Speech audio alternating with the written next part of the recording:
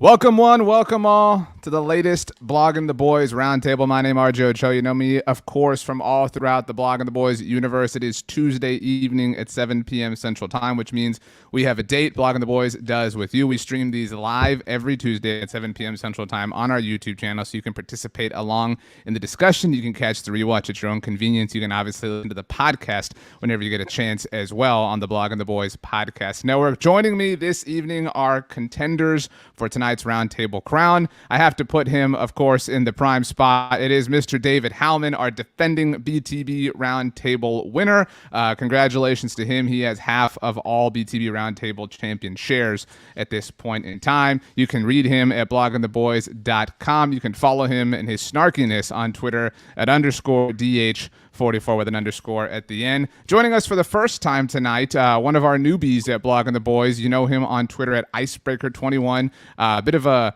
masquerading sort of effect. It is Brandon Clements, who you can also read at bloggingtheboys.com. You can see everybody and hear everybody here again throughout all BTB parties. Brandon, thanks so much for joining us. Down in our bottom right, not quadrant, but kind of sector, is Tony Catalina, one of the biggest BTB Roundtable losers in Blogging the Boys history. You can hear him every Monday on the First and 10 podcast on our network. Tony, best of luck tonight. I mean that in all seriousness. Also joining us for the first time tonight, you hear her every day on the Blogging the Boys podcast network on our Dallas Cowboys daily update show. It is another newbie around BTB. We're getting ready for the season, Jess Nevarez. Jess, I start with you. Happy Brett Maher Day. I know it is something that you were celebrating in accordance. It was actually 1 year ago today that Brett Maher joined the New Orleans Saints, and obviously today that he rejoined the Dallas Cowboys. Thank you for starting us off on that wonderful, wonderful note, RJ. I really appreciate it. Happy Brett Maher Day, and it's a day that will go down as something I celebrate. And obviously, if you know me, you know I'm being so sarcastic because I am on team not Brett Maher, anybody but Brett Maher, really. So yeah, I'm not doing good today. I'm not doing well. The neighbor had to come check on me. She had to make sure I was doing okay because I guess there was some screaming. Maybe I'm not going to confirm or deny, but I was a little. I'm firmly in that camp with you, Jess. And Howman, Tony, we'll get to you in a second, since you kind of live at the other end of this spectrum. But Brandon, where do you fall on Brett Maher? We might as well jump right into it. A heads up, and Brandon, you kind of take the first charge here. There are winners every single roundtable, and the rules are very clear, very concise, and as Tony will vouch for, very straight up, black and white, not made up on the fly whatsoever. It's a little bit different than Who's Line in that sense. I will tabulate your point totals throughout the night. The listeners and viewers that are with us live can award you a maximum of 5 points at a time. You can, of course, challenge one of your competitors to a duel. Howman won the inaugural BTB Roundtable duel last week against Tom Ryle. If we need to do that, we can explain those rules then. But so, Brandon, the points are up for grabs. Your thoughts on the Dallas Cowboys not only bringing Brett Maher back, but waiving Jonathan Garibay in the process? Well, here's the thing. Jonathan Garibay, he kicks, according to Todd Archer, 60% of his kicks made coming into before getting released today. So it's been a very shaky training camp for Garibay. I mean, Lareem's been he's been pretty darn good. I mean, I think it's 75% in comparison to Garibay. I mean, 75% is not great, but Lareem, it's just been, he's been the more consistent kicker, I guess. But, I'm actually in the camp of I do like Brett Maher to a point because Maher looked really solid with the Saints last year. I'm just saying he kicked 88.9% of his kicks last year with the Saints, which, I mean, yes, his long was 42, so it wasn't like he was kicking from distance, but that's still a pretty darn good clip. I'm just saying. And then, I mean, the extra points, yes, that's a struggle. I mean, he's 83.3, which isn't great, but I mean, we're really bad right now. I mean, Lareem's not great. Garibay's not that great either. So I would, it's an upgrade.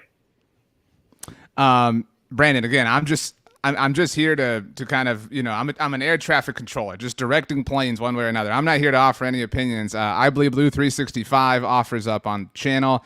LOL, boo, man, again, not my words. but the words of our loyal listeners. But Brandon, you do get a point. I disagree with the assertion, so but whatever. So you are out to an early lead. Howman, again, I know you were like at the way end of the spectrum, so we'll kind of like we're wading into this pool. Tony, as I understand it, you and I had a bit of a back and forth on Twitter today.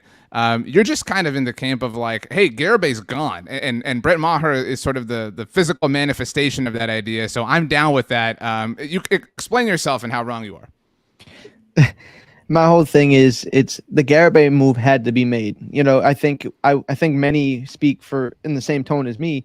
If every day that Garabay was still there, it was just like, for what? It was stagnant. It wasn't going anywhere. He had his chances. He had his kicks. It didn't really go the way it was supposed to. It could have been any of the 4 kickers, and I would have been satisfied with the move.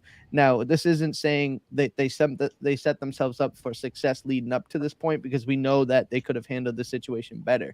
I just think for this move in its entirety, it had to be done. So the fact that it is Maher, to me, is almost non-relevant. It just had to be someone else to come in and compete.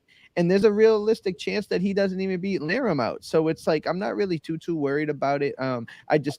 you were one of the people that were big on Garabay coming in, having a chance to really change like the kicking game for us. And it didn't really work out like that. And, you hate to see it happen like that, but that's kind of where I stand. I'm not a Maher fan. I'm not a Maher detractor, but at the same time, move had to be made and I'm not mad about it.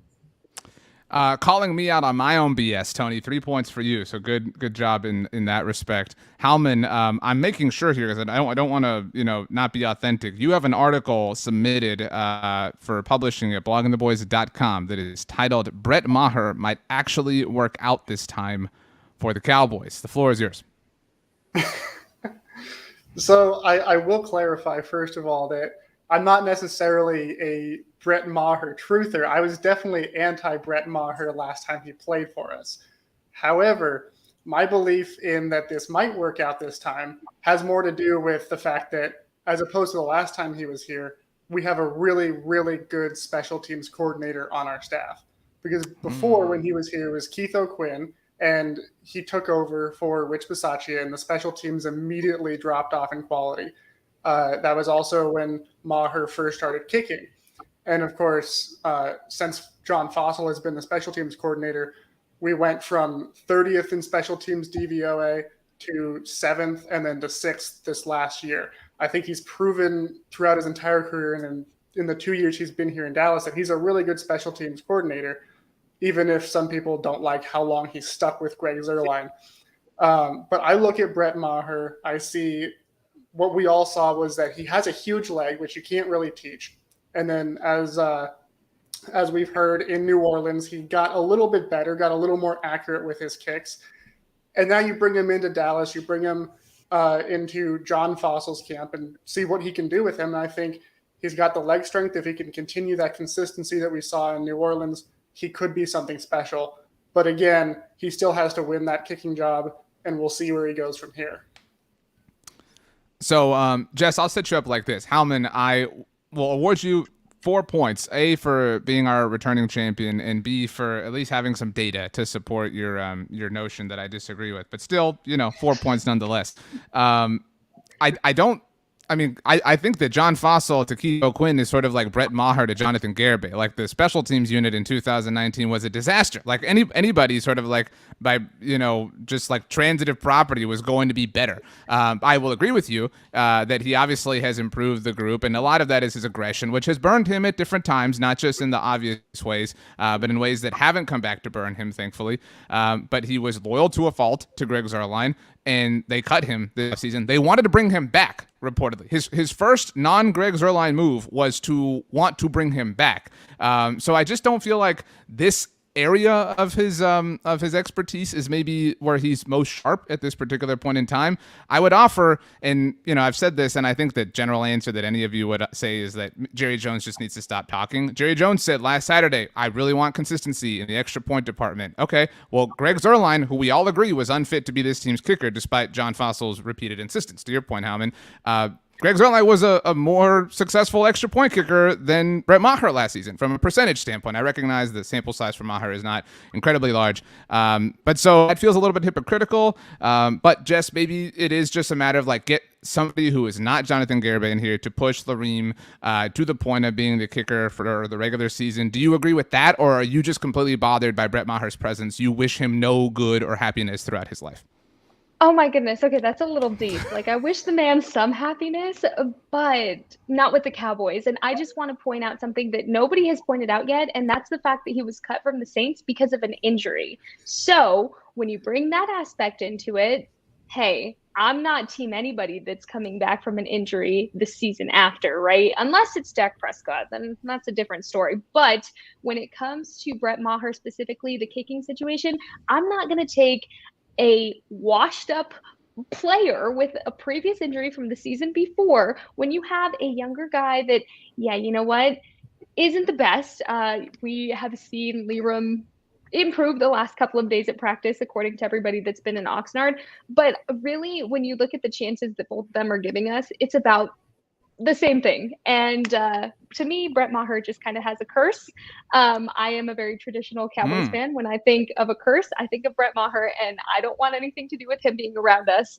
I don't think, and the thing is I don't think it was a bad move overall to do what they did with bringing in the 4 kickers, Brett Maher being one of them. However, my issue is this should have not been an issue this far in, and it should have been addressed so far back that we shouldn't even be here. We shouldn't even be discussing Brett Maher because we shouldn't even have been here to begin with. But I do wish him happiness. I just wish Liam Hajrullahu a little bit more happiness and all the success going forward. Offers Brett bring the curse Maher. So we'll see. Brett comes in, by the way, takes Amari Cooper's number and just feels guilt about it whatsoever. So pretty selfish move. Okay, that was the news du jour of the day. Time to get into our bigger topics here on Roundtable. Brandon, Jess, so you know, I award bravery, I award stepping over your fellow competitors. So this is a free-for-all discussion, sort of poker breaking the pool stick. We have a open kind of environment. So that being said, the main subject, MVP so far, if I could get that to let us know who your MVP is and why. Wow. You're cutting out. You're talking to me. I wasn't talking to anybody. I guess I was cutting out, which kind of ruined the like setup. I was saying that anybody who wants this question can take it. Who's your training camp MVP and why to this point? I'll go first then. My MVP is somebody. 3 points for stepping out, Tony. All right, let's go. Let's party. So, I heard all the. Jalen Tolbert has just had a tremendous camp thus far. He looks like a part of number 2.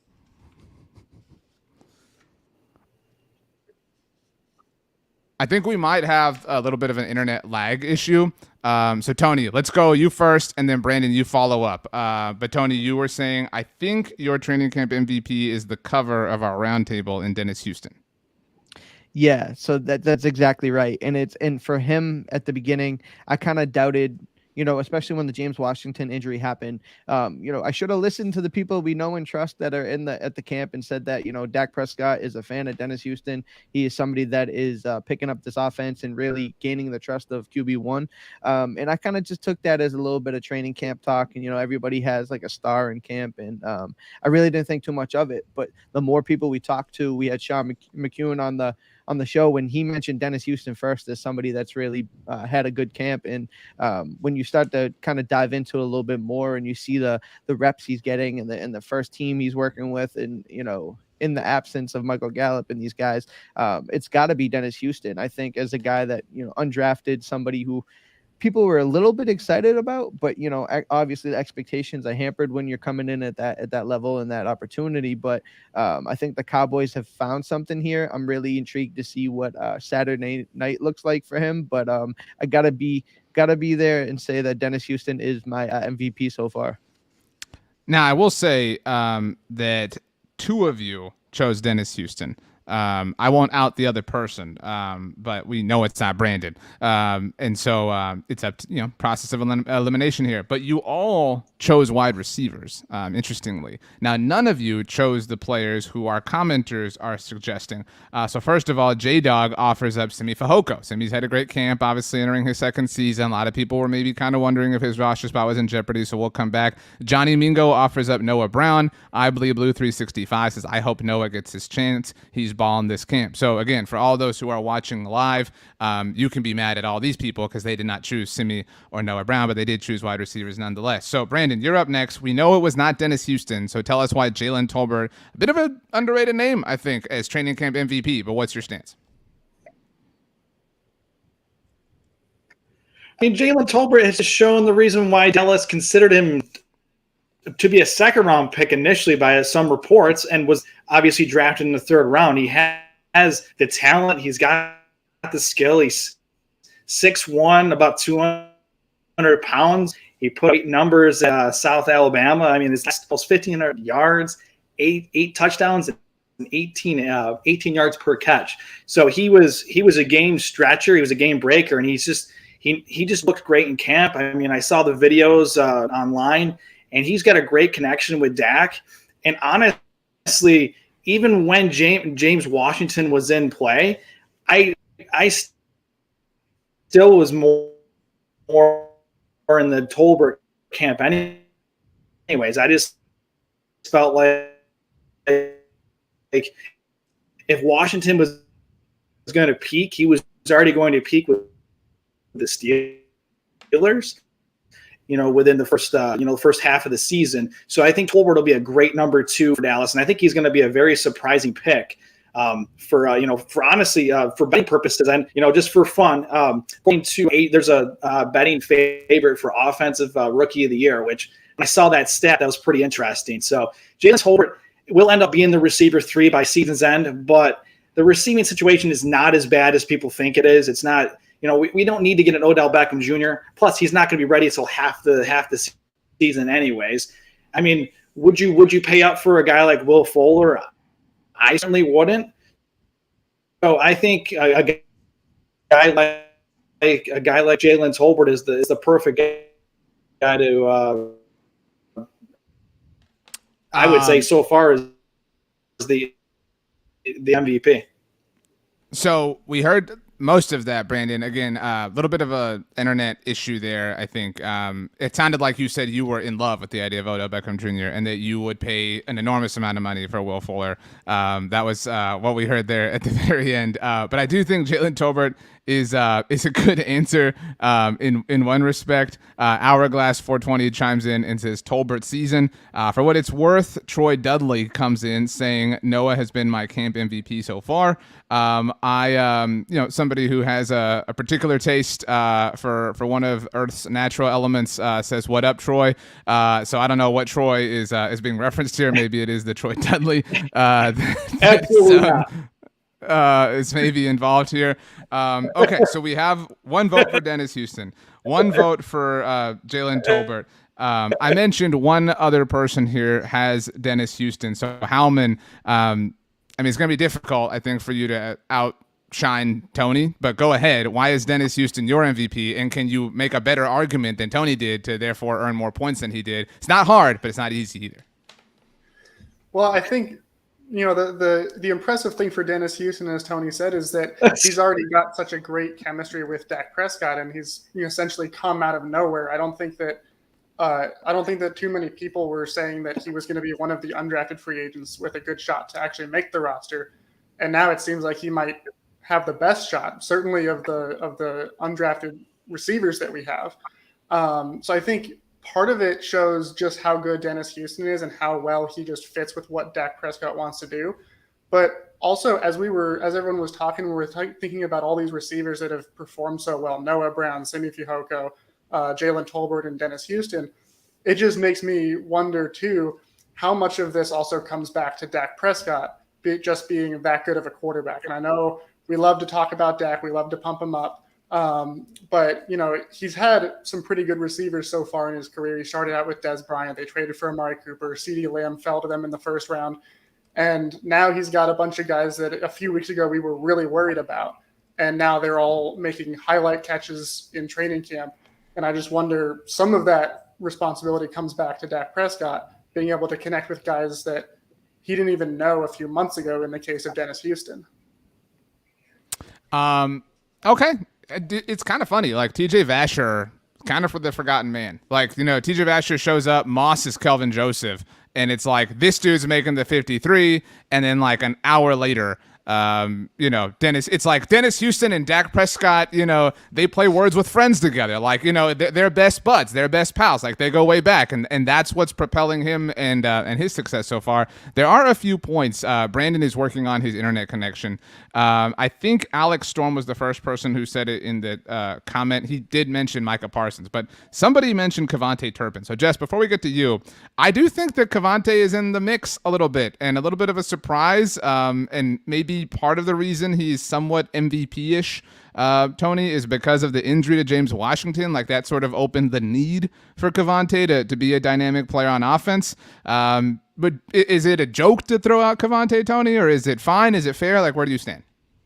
I don't think it's a joke at all. I think he brings an element to this team that has been kind of lacking on the kick return and the punt return. I know the unofficial depth chart came out and it looks like Tony Pollard and them are still kind of in that, but I think they brought Kevontae Turpin in with that being his role, being that guy who can punt return, kick return, get CeeDee Lamb out of there. It's one of the most dangerous plays in football, if not the most dangerous play. So we don't need our number one wide receiver out there, but Kevontae Turpin is going to be able to do some unique things for this team, whether it be jet sweeps, being able to get the ball in space. So I don't think it's a stretch. I think I was a big proponent for him to, be signed, and when he did, I was like, let's see what can happen here. You don't want to put too much expectations on him, but I think it was a quality pick, and it's not absurd to think he might be in that running.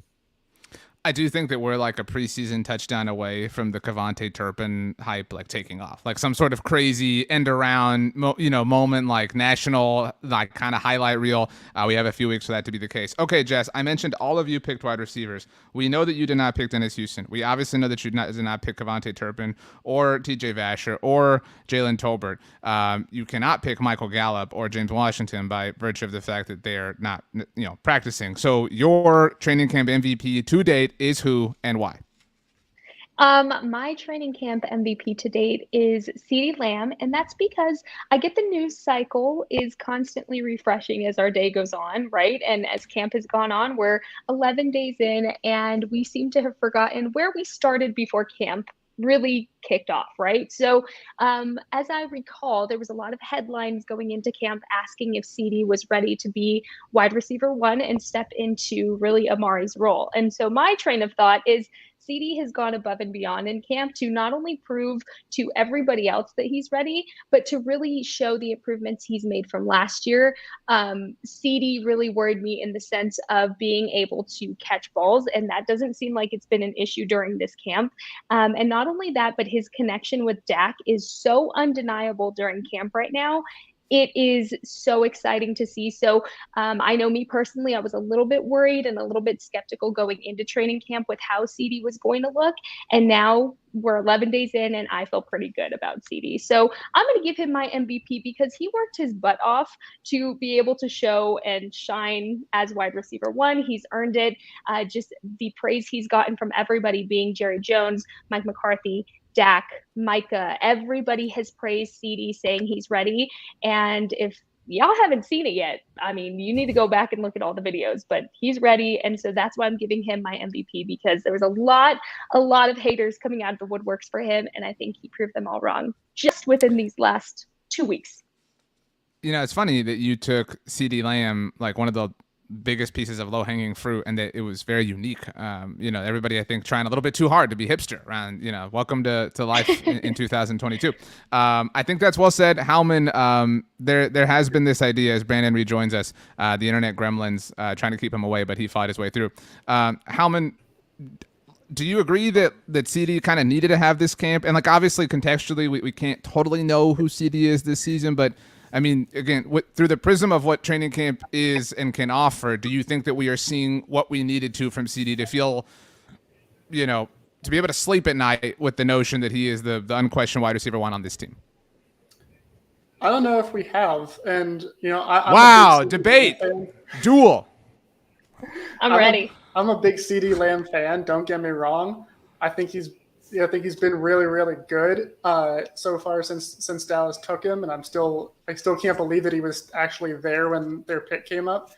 But last year we thought, based on his training camp, he was mossing people left and right, and he had this incredible training camp, and we all thought, wow, CeeDee Lamb is going to just absolutely dominate the league. And he did well last year. I don't want to act as if he just completely disappeared once the regular season started, but he definitely did not dominate the way that some people thought he was going to. So when I see him with all these highlight plays looking great in training camp, and he does look great, I just have to question how will that actually transfer over, because it didn't quite transfer over as much last year. And we're probably just going to have to wait and see once the season actually begins. Tony, where do you fall? Do you hate good things like Howman, or are you, Santa isn't real? You tell children that left and right, or are you allowing yourself to dream a little bit? No, I think CeeDee Lamb is doing exactly what he needed to. I mean, I think him and Dak have had a Well, great you didn't rapport. pick him, Tony, for your MVP. I didn't pick I mean, him you're all, because- what's... I mean, I Boo. this is weird because I kind of expected CeeDee Lamb to take the leap. I mean, I think this is what we needed to see from CeeDee Lamb. So maybe that's my bad for expecting it from him. My thing is I had to give to an MVP for a guy that was 8th wide receiver on the depth chart in my mind when we came into training camp, and now he's running with the ones. So for me, Dennis Houston, and you know what? Noah Brown didn't get mentioned here. He got mentioned a little bit in the comments, but I don't know if anybody's had a better camp than him. I just, in that time, I was like Dennis Houston, the way he came about. But Noah Brown, man, I mean, I got to give props where it's due. So I think this wide receiver group, I mean, I don't know how it will translate to when it matters, but from being a nervous wreck about them a week and a half ago to where we are now, it's pretty impressive to see that they changed the narrative a little bit. Last thing on the subject of MVPs, and Howman, I'll kick this to you because you kind of tugged at this thread. Kenny, I lost the comment. Kenny Petrowski says on the channel, I really hate this rhetoric about CeeDee. How is 1,100 yards a disappointment? This kid is about to blow up. He's been awesome. On any other team, he would be a superstar. I agree with your point, Howman. I don't think that the season last year matched the training camp hype, because I'm with you. This was like a CeeDee is going like God mode at camp last year, blah, blah. And you could argue that, some of that was mitigated by the lack of opportunity because of the other options present in the offense. But it is a unique thing where he was highly successful, but he just has so much potential that it all wasn't fully realized. Is that the most fair way to put it? Yeah, that's exactly the way to put it. Is he played really well. He played like, definitely a top 15 receiver. I think there's argument that he's definitely in the top 10. But when I'm saying what we saw in training camp led us to believe that he was going to be in the top 5 conversation by the end of the year. I think of like Jamar Chase and the way that his rookie season ended last year. He was just dominating left and right over the last half of the year. Deebo Samuel, obviously he's unique because they changed up the way that they used him. A.J. Brown in Tennessee. These are guys that, like, that it's coming to them, and they still get the ball and they still score on you. And part of it, like you said, RJ, that they wanted to get the ball to Michael Gallup, they wanted to get the ball to Amari Cooper, and they didn't really feature CeeDee. They say they're going to do that now. We'll see how that actually works, changing up that kind of approach. But we didn't really see that happen last year, whether it was because of the way the offense runs or just because CeeDee didn't take that leap that we all wanted him to. But he was definitely productive. I just wanted more. Okay, that's well said. That ties a bow on our training camp MVPs so far. Howman and Tony can't think for themselves and teamed up and both went with Dennis Houston. Brandon, the internet tried to get him down, but he didn't let that get in his way, and he went Jalen Tolbert. Jess went CeeDee Lamb. So just all wide receivers. No love for any defender here, despite the fact that, the defense is playing really well. Nobody had anything to say about the defensive side of the ball. Nobody cared about Dan Quinn or anything like that. But I think that conversation is going to change. A quick heads up as we segue into training camp LVPs, which is obviously least valuable players at this point. Tony is in the lead with 11 points so far. So congratulations, Tony. It's been a bit of a rocky ride for you, but you've stuck to your guns, and I respect that. We have a 3-way tie for second place currently. It's obviously the other three of you. So you all have 10 points. So right behind Tony, 1 point separates you all. It's still anybody's game. So that being said, who is your training camp LVP? Brandon, you tried to race out to the start on MVP, so I'll give you the floor first here because, the internet was mean. So that being said, Brandon, who is your least valuable player person? It can be a player, it can be a coach, it can be a front office executive associated with the Dallas Cowboys through 2 weeks of training camp. Well, initially I was going to go with Jonathan Garibay, but three of you were going to do that, by the way. By letting him go. You all had to change it up, so go ahead. I'm sorry, but just so you know, Howman was the only one who didn't go Jonathan Garibay from the jumps. But it was kind of obvious. I mean, Garibay, everyone expected him to just take the job and run with it. So it was like when he struggled this whole training camp, it was the easy answer. I mean, you could go with Washington at the receiving core, but can you really put it on James Washington when he's injured? I mean, I'm not going to do that. I mean, I know some people say the best ability is your availability. We've heard that a million times. But for me, I wasn't going to give him the LVP because of injury. So Garibay was my choice. So I did a quick little pivot because you asked me before the show, and I was like, well, I mean, the kicking game's been awful. So for me, it was Lareem. He's, like I said earlier, he's kicking at a 70% clip, according to ESPN's Todd Archer. I saw the tweet out earlier this morning. He increased his percentage a little bit today. I heard it looked like he did a lot better because I think he didn't miss a kick, or he missed one kick I thought I saw earlier. So he definitely, with the pressure cooker on, he definitely performed better today. But overall, he's not been very good. And if he was good enough, either him or Garibay, we wouldn't have this conversation with Brett Maher being in play. And just for the record, I meant to add a little bit earlier to the kicking controversy. I was actually pulling for Cole Murphy. Cole Murphy was a great player at Syracuse, which is where I'm from, born and raised and reside. So I was hoping Cole Murphy was going to get the nod. So I just want to put that out there. But obviously that didn't work out, and we're stuck with Maher. But Lareem is definitely the LVP. The whole kicking game has just been awful.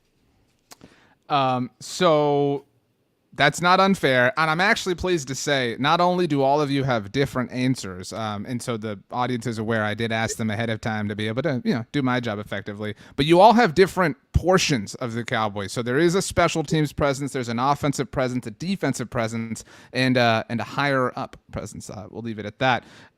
But so Lareem is fair.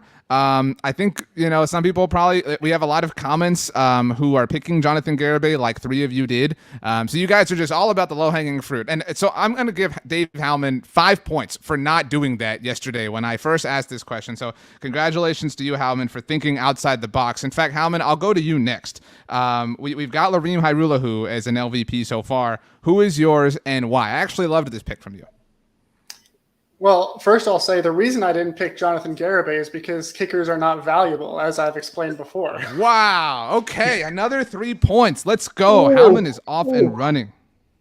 So my pick for least valuable player was Josh Ball, who the team is kind of counting on right now to emerge as their top swing tackle, especially after Matt Waletzko got hurt. And Josh Ball, he basically redshirted last year and was on the injured reserve all year, didn't play. And when he was drafted, we knew he was kind of a very raw player, definitely a developmental tackle with a lot of potential. So I was really interested in seeing where he was at this year, especially because the Cowboys didn't bring back Ty Nsekhe. They didn't bring in another veteran swing tackle like they've done in recent years. So it was really going to be a battle mainly between Ball and the rookie Waletzko. And then what a great idea that was, Howman. Just a totally stable idea. Well, we really like our guys, so we stuck with them, and now we don't really know exactly what the timetable is for Waletzko. So at this point, it seems like the swing tackle is going to be Josh Ball's, whether or not he actually earns it. But since the pads came on, which is usually when we really start to see offensive linemen shine, he has more or less disappeared. And he was looking pretty good before then. And then once the pads came on, everyone's been saying, haven't really seen him do much. And that's really concerning when you're offensive lineman and you need that kind of physicality that comes with that portion of training camp. So we'll see what happens when preseason games actually get going and we get some live game action. But so far, it looks like the swing tackle is definitely not solved, which is a big problem when you're talking about Tyron Smith probably going to end up missing some more games because he always misses a couple games every year at least. And that could end up being something that bites them. Tyron Smith has missed time in every single season that Dak Prescott has been the quarterback of the Dallas Cowboys. So kind of a big deal. Tony, you're going to go last, but I would like your thoughts here because I think Howman makes a great point. But is it fair then to say that the actual LVP is kind of like we talked about with the kicking situation, the process of how we got here? Like, is it unfair to put the blame on Josh Ball and say he's the least valuable player when, like we were talking about, the Cowboys made this bed. They went at this with their top two swing tackle options being two dudes who had never played in the NFL that, had a combined 1 year experience between them that really wasn't much. Yeah, they didn't do him any favors. There isn't much of a competition when one of the guys has been injured for most of the camp. Couple that with the fact that Josh Ball had a de facto redshirt year last year. It's like, I don't know where their confidence came in. I think they were thinking about nickel and dimes more than like actual players and, thinking they could save some money here by having Josh Ball and, well, let's go at it. But that's the whole thing. There isn't much of a competition. They haven't brought anybody out there, and they haven't even put like Tyler Smith at tackle either. So it's like, who is he competing against? Like Aviante Collins, like, is that who he's going against? And we haven't heard a peep about him. So it's yeah, I would agree with you. They didn't put him in a position to succeed. It's not really a great situation when the guy himself has to go out there and try to push and try to impress. But who is he looking back behind his shoulder? There's no one there to take his job. So it's interesting to kind of see how this is going to play out.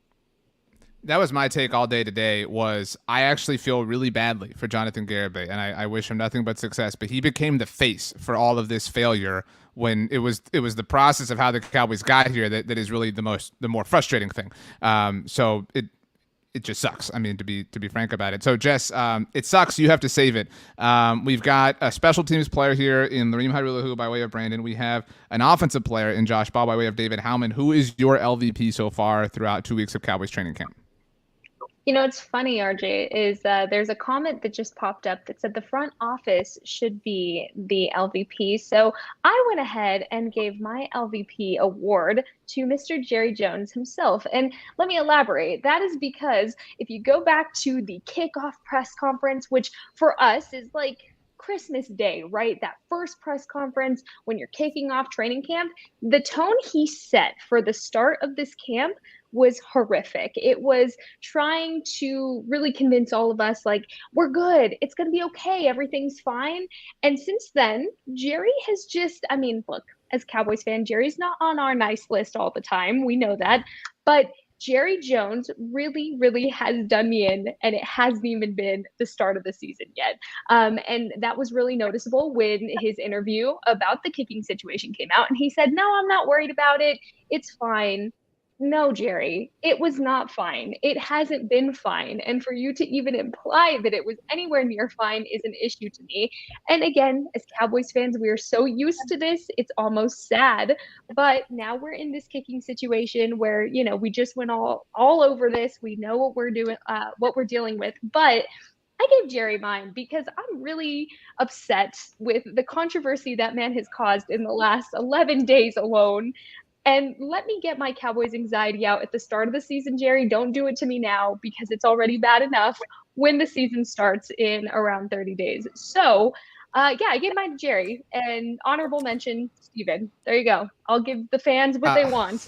I'm just not happy with the Cowboys front office. I'm really not. And I think a lot of the frustration is rolling over from last season and how it ended. I'm still a little bitter. Guys. That might be it. But I gave mine to Jerry. AJ, just so everybody else knows, thinks that Jess has won the roundtable already. So a lot of work to be done. Seemingly, Thank you, there were a lot of people noting that Stephen Jones should be criticized here too. I agree with you, Jess, and I'm curious for everybody's thoughts on this subject. Jerry was on NFL Network yesterday on Monday. He walks up to Rhett Lewis and Brian Baldinger, I think it was Tom Pelissero, and just like starts telling a story about Michael Irvin. It's like, that's all you got, man. Like all you can do is like just, make a comparison and tell some funny story about, life from 30 years ago and get everybody all jazzed up about it. Because if you talk about the present day, it's nothing but frustration. Howman, he's there were a lot of people who, when the season ended and Jerry went on 105 through the Fan, it was all pissed off that said, "Oh my gosh, watch out, Jerry's coming in Ari Gold style with a blowtorch or whatever." I know Tony can tell me it was a paintball gun, and just coming in and taking names. That didn't happen, Howman. Like, it does feel like Jerry's words are falling on deaf ears at this point. Yeah, I mean, his words definitely are. It's gotten stale at this point. And the only way that it's going to change is if they actually produce in the playoffs. But I've definitely been frustrated with this front office and their conservative approach in the offseason before, and I'm not going to act as if that's not well placed. But I do have a little bit of a hard time saying that they're necessarily the least valuable, just because at this point, we know what to expect, and there is something to be said for the players actually showing up and doing their jobs. There's something to be said for Jonathan Garibay showing up and hitting his kicks. And he was a good kicker in college, too. It's not like he was just some guy that they brought in off the street. Josh Ball was a productive tackle at Marshall, and so far he's come in and he's not earned that. And Tony was saying he doesn't really have any competition looking over his shoulder. Well, today he found out from Jonathan Garibay, the competition is out there. They're just waiting. If you don't go out and take it, you still have to go out and take it. So I still think at the end of the day, it's up to the players to go out and do their job, whether or not the front office is going to take the right approach. I like that answer, Howman, in that it kind of is what it is. Like, if it walks like a duck and it quacks like a duck, it's Stephen Jones and Jerry Jones, just kind of doing their thing. Brandon, before we kick it to Tony, do you think that the criticism is fair for Jerry and Stephen? Or maybe do you agree that it's fair, but kind of like Howman, but it exists, and we can't get mad about gravity being 9.81 meters per second squared at this point. It's just the world that we live in. It's the world we live in. Howman's right. It's just the world we live in. You also got to remember, too, all these big contracts that Jerry has given to our top guys like Dak and Tank, you got these void years in there as well, which are going to come due in the next couple of years. So you got to have some money left over for salary cap purposes going down the line. I'm not expecting them to leave $20 million or so on the table, but you might want to leave a few bucks left to roll over for next year. It's a juggling act. And I think the problem with Jerry Jones and the Jones family, the front office, the whole Dak Prescott thing was handled very poorly. At one point, you probably could have gotten him for $35 million versus $40 million a year. So, I support Jerry Jones. I love what he does for the Cowboys brand. And that's a huge thing for me. But from a front office perspective, I think it should just be a personnel decision because he knows what he's talking about. Well said. Okay, Tony, let's get to your LVP. I know you've been waiting, and I gave you 5 points for patience because I know that all of the commenters basically have agreed with your pick. You're the only person who picked Kelvin Joseph, the only player that was picked on the defensive side of the ball. Why is Kelvin Joseph your LVP through 2 weeks of Cowboys camp? I think it's because what people expected or hoped from him. Coming into the camp, I thought the perfect scenario was for him to win a job on the outside, to be opposite of Trayvon Diggs, and allow Anthony Brown to kick inside. I think that would have been, in a perfect world, a really strong 1, 2, and 3 cornerback situation.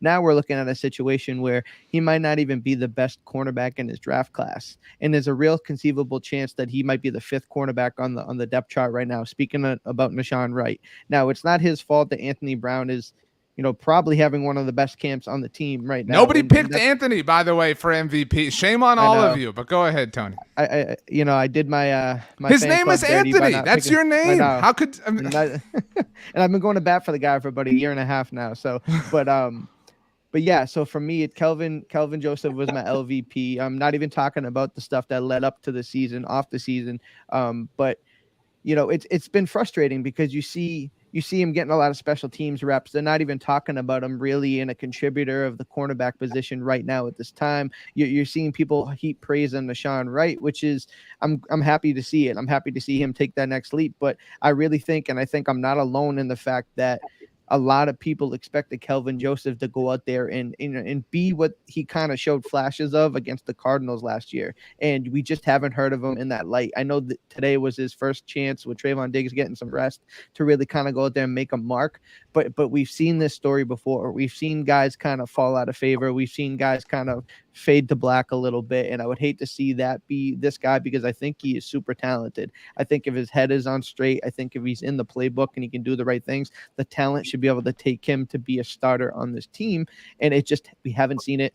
We haven't seen it yet. And it's just super frustrating. So for me, it was an easy LVP pick. Fade to Black, also a great song by Amy Winehouse. I think that's really well said, Tony. And I have all of your picks. Jess, you obviously picked Jarius, a little bit of a unique thing there. But Brandon, you picked Lareem, who, not exactly high level of investment. Howman, you picked Josh Ball, 4th round pick. But Kelvin Joseph, your 2nd round pick, year 2. Like, this is supposed to click by now. Like, you're over here, to your credit, Howman, like banging on Josh Ball, like, hey man, like this position needs you. And I think that, just because the cornerback, we've talked so much about how the depth there is really prominent and maybe as strong as it's been in recent years, that doesn't excuse Kelvin Joseph or mitigate the fact that he is the LVP, because there is this high level of responsibility being placed on him, or at least there was. And if the other players weren't, up to snuff, so to speak, right now we'd be sitting here saying, what happened here? They made this bet on Kelvin Joseph and it's not working out. I mean, it's year 2, and that doesn't even factor in all of the off the field things that plagued him entering. I mean, there's nothing about Kelvin Joseph right now that is worthy of praise. By the way, Carlos brought up in the comment section that Fade to Black is Metallica. It is, but it's also an Amy Winehouse song. Like, sometimes artists repeat track names. Like, whatever. That's where my mind went. I mean, I recognize that a lot of people go to Metallica first. Okay, who agreed or disagreed with somebody the most? I'm curious. Out of all the MVPs and LVPs that we discussed. Again, points are up for grabs here. I agreed with Tony the most, and I was actually with his pick for LVP. I was actually going between Josh Ball and Kelvin Joseph, because I was really hoping to see Kelvin Joseph take that next step, especially because he just had these off the field issues this past year. This was the perfect opportunity for him to come in and just absolutely double down and prove, like, I have that talent, I'm locked in, and he just really hasn't. It's not that he's necessarily been bad, he just hasn't shown anything. When we've got Anthony Brown and Jordan Lewis both having great camps and holding off both him and Wright. Wright's doing great. Even Deron Bland, who we haven't really talked too much about, but he's been playing really well. He's looked solid when he's been on the field. And Kelvin is, he has the highest expectations, I feel like, and he just has not lived up to them yet. That's well said. Okay, one last question around the horn. So everybody knows Tony has a pretty commanding lead. So you never know. That being said, last question, and it's a general thing. It can be as small or as big as you want. Brandon, we'll start with you. We'll go in counterclockwise order with you. What one thing do you want or need to see on Saturday night against the Denver Broncos? I just want to see the receivers play well. I want to see all this young talent. See the Dennis Houstons of the world play well. TJ Vasher, I want to see him play well. That's where I go. I'm not concerned about the defense, because we already know the defense looks pretty. I just want to see the receivers show out a little bit. It'll be fun to watch, and I'm curious to see which receiver performs the best out of that group that is fringe roster worthy at this point. That's going to be the thing to watch this weekend. Okay, that's fair. A lot of people saying no injuries too. That's too low hanging fruit, guys. We're not going there. So nobody can say no injuries. We all agree with that. Jess, what one? And you can't copy anybody else's answer. So Brandon has taken, wide receiver production. What do you want to see on Saturday night? Okay, so I'm going to bounce off of Brandon. I'm not going to copy him, but the, I guess, take a shot game of all of the press conferences that I have listened to this entire training camp has been opportunities, right? If you take a shot anytime you hear the word opportunities in a press conference for the Cowboys, make sure you're not doing it at work, but be a pretty fun drinking game. But seeing the young guys really step up and take the opportunity, yes. But I'm going to be basic and I'm going to say the kickers, because why are we not going to watch the kicking situation? Who's going to make the field goals? What we're going to be expecting? And a little hint for my podcast tomorrow, I talk about this. I think the kicking position is really so up for grabs that any little mistake, any little slip up is going to cost somebody a job. So I think it's up for grabs. I think it's pretty open and pretty equal. And I think any little thing could end up being the deciding factor when it comes to that starting kicking position. So I'm going to go kickers. I want to see what you're going to show me. I want Brett Maher to prove me so wrong. But also I kind of don't, so he can leave again. But that's just me. So I'm going to go with kickers. I will say, not to be fooled, not you specifically, Jess, but not to be fooled. They're kicking in Denver. They're kicking in high out. Like somebody is going to be like, holy crap, Brett Maher just made a 69-yard field goal. Nice, blah, blah, blah. And they're going to be like, this guy has to be around. No, this is Denver. Like, you cannot fall in love. This is a night at the Roxbury sort of thing. Like, do not, let Saturday night completely and totally influence you. Tony, our current leader, or did you have a follow-up, Jess? Did I not give you that? I just think it's going to be something we continue to follow, not just during this game, but for really the rest of this preseason time. So I agree. Totally. Okay. Tony, you can really only hurt yourself here. So be careful. What one thing do you want to see Saturday night? I want to see the quality. I want to see what kind of quality of play the offensive line can have, right? We're trying to figure out in this camp. Now we have our reservations about the talent of this offensive line. We just don't know if it's devoid of it or my question is this defensive line really as good as, they think that it can be? Because you see a lot of times Dak Prescott. You got to pick one thing, Tony. Don't ruin this. You're on thin ice. I'm picking the offensive line. I want to see the offensive line play. I want to see how Tyler Smith does out there. I want to see Connor McGovern if there's been some development. I want to see Josh Ball in his first live action. There's guys out there that I really are interested to see what's going to happen. I want to see if Tyler Biadasz has been able to improve against somebody other than Osa or, Tristan Hill. I just want to see if this offensive line is improved, because right now, I mean, myself included, with a lot of other people, are very nervous the way this offensive line has gone against our D line. And is that more indicative of how good the defensive line is, Micah Parsons, DeMarcus Lawrence, or is this offensive line going to be as big of a problem as we think it is? Okay, that's well said. Howman, bring us home. We've covered wide receiver play. We've covered the kicking department, which is pretty self-explanatory, and we've covered Tony through a wide net, just offensive line. So where do you want to go, Howman? The thing that I'll be looking for most is the team's level of discipline. And, last year they were a heavily penalized team, and Mike McCarthy has harped on it a lot because his Packers teams generally were not heavily penalized teams. And that's not something that he's used to, and it's hurt them a lot. And that's become an old adage for Cowboys fans. Great play, but it's undone because there was a hold or because Randy Gregory tackled somebody with their jersey. So they've really focused on it a lot this offseason, especially in training camp, and preseason is their first real live game action. You never really know how tough the referees are going to be in a preseason game, but it's at least something that's going to give them actual experience. Earlier today, we had our first real skirmish of practice, so you can tell that the intensity is definitely getting there for some of these players. They're ready to hit someone other than each other. And I'm really curious to see how that plays out when they actually get to it. Is it intensity within the confines of the game, or does it go beyond the whistle to where it actually hurts them? Or when it comes to holding or other just silly mistakes, are they disciplined in their technique? Because that will, we can talk about, kicking, we can talk about receivers, but if they keep shooting themselves in the foot with penalties, none of the other stuff is going to matter. Very, very well said. I don't believe Randy Gregory will be a participant in the joint practices, which would have been fun, at least for us. I don't think there would have been any drama, but Mike McCarthy did say, Howman, that he did not, or that the Cowboys are not going to Denver to fight. So, we'll see about that.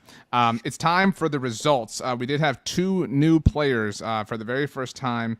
And so let's just get to it. Let's just, go in ascending order. We had a tie for 3rd place, and it's worth mentioning that David Howman is our reigning BTB Roundtable champion. He will not go back to back. He was tied with Brandon at 24 points tonight. So you two have to split the bronze medal. I don't know if you want to go like purely down the half or like the jagged thing so you can put it together like the little heart necklaces when you're 6 years old, when you're best friends. It's up to you guys. Congratulations to you both on a share of bronze. 2nd place, silver medalist. Jess, great performance all the way around, but you were met with some consternation for Jerry. This is ultimately a court of public opinion, and I exist to just kind of, ride the wave and be a voice of the commenters. And so everybody thought that you let Steven off the hook. So maybe next time just, go for the jugular there. But congratulations on your silver medal, 2nd place performance. That means Tony Catalina is our champion for the first time in this iteration of the Blogging the Boys Roundtable. Tony, you squeaked it out. I mean, the end, you almost fumbled the bag. I'm being honest with you. Jess had 27 points. You had 28. I had to dock you for going back and forth from the offensive line, defensive line. You couldn't make up your mind. But it is your prize, gold medal. Tony, how do you feel? Who do you want to thank? But it's up to you, dude. You remember when LeBron James won his first one? What did he say?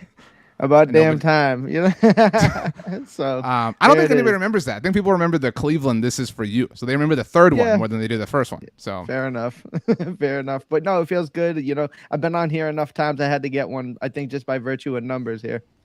Howman, do you feel like maybe you should have won? You guys had a lot of the same thoughts, you and Tony. In fact, you said that you almost went Kelvin Joseph for your LVP. Had you done so, you and Tony would have had identical results, and maybe you would have repeated tonight. I mean, I take it as a tip of the cap that we're on the same wavelength and he won. I won last week. I think it's a good sign. Brandon, a share of 3rd for your first roundtable. Do you feel like you were robbed? Do you feel like the judging was improper? Remember, you will be on future roundtables, so just be cool. But what is your thought process there? I mean, I'm happy we're getting 3rd place just because of my internet issues. That was crazy. I was not expecting to have the internet issues today. But I got to give Tony some credit though. He didn't lean on let the ball, so that was good. So congrats to Tony on that.